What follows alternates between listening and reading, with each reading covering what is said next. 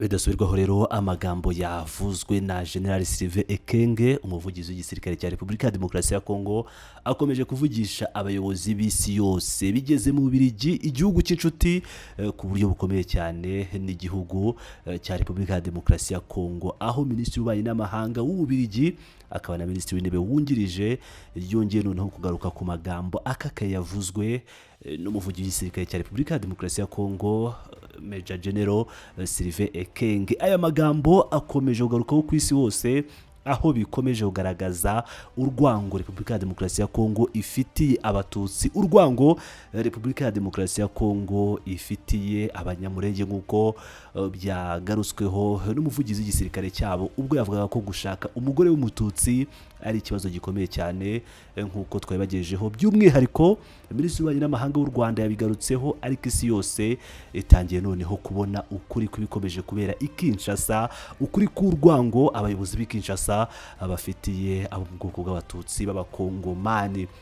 Tugiye kugaruka rero kuri iyi nkuru, aho ku rwego mpuzamahanga ibintu noneho bisa n'ibimaze guhindura isura, nyuma yaho abari inshuti na Repubulika ya Demokarasi ya Kongo, abakomeje guheka Repubulika ya Demokarasi ya Kongo batangiye kubavaho bijyanye n'amagambo yavuzwe n'uyu mujenerali. Twihuse cyane rero, reka tujye muri iyi nkuru yose uko yakabaye. Aya magambo yavugiwe ku mugaragaro anyura kuri televiziyo y'igihugu RTNC, aho General Ekenge yatanze ibisobanuro bifatwa na benshi nk'ivangura n'itoteza rishingiye ku moko. Mu magambo ye yavuze ko iyo umuntu arongoye umugore w'umututsi agomba kwitonda, akavuga ko hari ubugambanyi buvugwa mu miryango y'abatutsi, aho ngo bagira abantu baza mu ngo bakitira abavandimwe cyangwa ababyara, nyamara ngo ari abantu baza kubyarana n'abagore bashatse, hanyuma abana bakavugwa ko ari abatutsi kubera ngo ubwoko buruta ubundi. Aya magambo yakomeje hari aho yakomeje avuga ko ibyo bishingiye ku byo yise ubwenge bwigishwa abana b'Abanyarwanda bakiri bato, ko u Rwanda rushoboye byose, ko rushaka guhungabanya Repubulika ya Demokarasi ya Kongo n'inzego zayo, ndetse agahamagarira abanyekongo bose guhaguruka. Ibi byose byahise bikangura amarangamutima akomeye ku rwego mpuzamahanga. Minisitiri w'Ububanyi n'Amahanga w'Ububiligi Maxime Prévost yihutiye kwamagana aya magambo abinyujije ku rukuta rwe rwa X, avuga ko aya magambo ateye ishozi bikabije. Yagize ati: natewe ishozi bikabije n'amagambo yavuzwe uyu munsi n'umuvugizi w'ingabo za Kongo General Ekenge yibasira umuryango w'abatutsi. Ibi ntibikwiye na gato ko uhagarariye igihugu ku mugaragaro. Ibi bintu bikwiye kwamaganirwa kure. Imvugo y'urwango igomba kwangwa uko byagenda kose. Ubumwe bw'igihugu bushoboka gusa hashingiwe ku kwishyira hamwe kw'amoko yose. Aya magambo ya Minisitiri w'Ububiligi yashyizwe ahagaragara n'ibiro by'Ububanyi n'Amahanga by'icyo gihugu binyuze kuri konte yemewe y'Ububiligi, bigaragaza ko ikibazo gifashwe nk'icy'ingenzi ku rwego rwa diplomasi. Gusa saho byagarutiye. Umunyapolitike ukomeye w'inararibonye mu bibazo by'akarere k'ibiyaga bigari, Alain de Stexe, twakomeje kugenda nawe tumugarukaho bijyanye n'inyandiko agenda ashyira hanze, bijyanye n'ubushakashatsi agenda agaragaza, by'umwihariko ku bijyanye n'akarere k'ibiyaga bigari. Nawe yatanze igitekerezo gikakaye cyane. Mu butumwa bwe yabajije niba koko hari ingaruka cyangwa hari ingamba zizafatwa, cyangwa niba ubutegetsi bwa Perezida Felix Tshisekedi buzabifata nk'ikintu cyabaye rimwe gusa. Yagize ati: ariko se nta ngaruka muzabikuramo? Sibyo, muzitwara nk'aho ari igikorwa cyabaye rimwe gusa, aho kuba isura nyayo y'ubutegetsi bwa Felix Tshisekedi.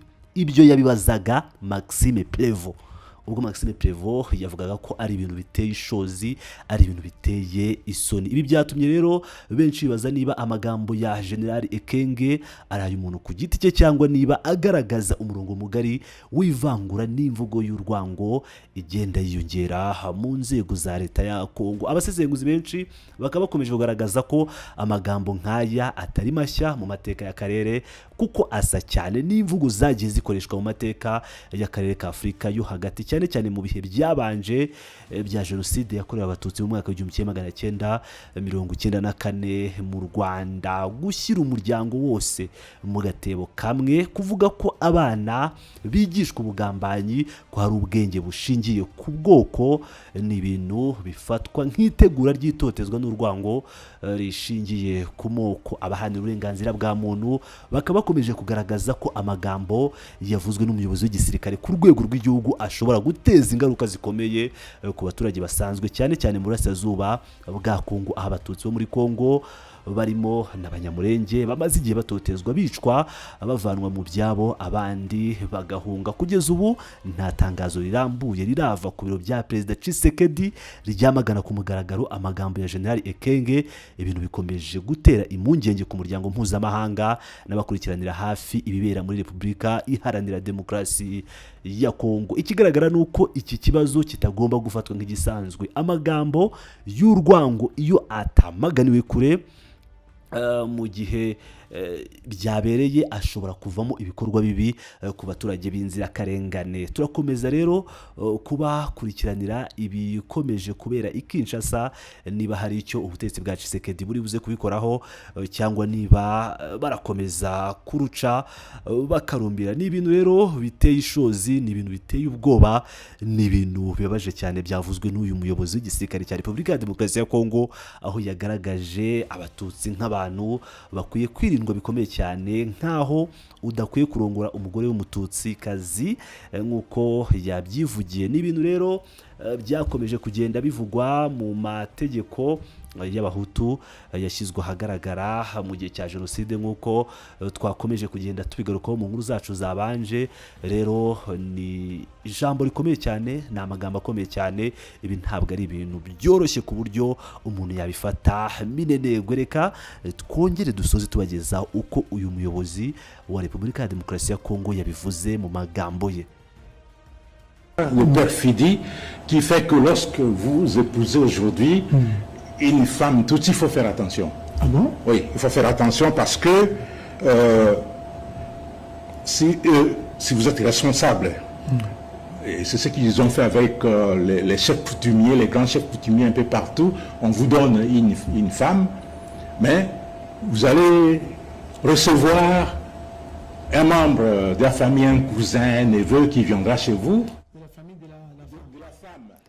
Ubugambanyi ni uko bavuga ko uyu munsi irongoye umugore w'umututsi ugomba kwitonda. Nibyo koko ugomba kwitonda, kuko iyo uri umuyobozi, kandi nibyo bagiye bakora ku bayobozi gakondo babo, cyane cyane abakuru b'imiryango gakondo hirya no hino, baguha umugore ariko nyuma ugatangira kwakira mu rugo rwawe haza umunyamuryango w'uwo mugore bavuga ko ari umuryango wabo, bakamukwereka bakavuga ko ari umuvandimwe cyangwa bakavuga ko ari mubyara we, akaza gutura mu rugo rwawe, bakakubwira ko ari mubyara we cyangwa umuvandimwe we, nyamara atari byo, atari mubyara we cyangwa umuvandimwe we. Niwe uza kubyarana n'uwo mugore wawe mu rugo rwawe, hanyuma bakakubwira ko abana bavutse ari abatutsi, ngo kuko ubwoko bw'abatutsi buruta ubundi. Ibyo ni ubugambanyi, ni ubugambanyi bukomeje kwigishwa no mu bagore b'abatutsi, kandi koko ibyo ni bibi cyane kandi biteye agahinda, biteye inkeke.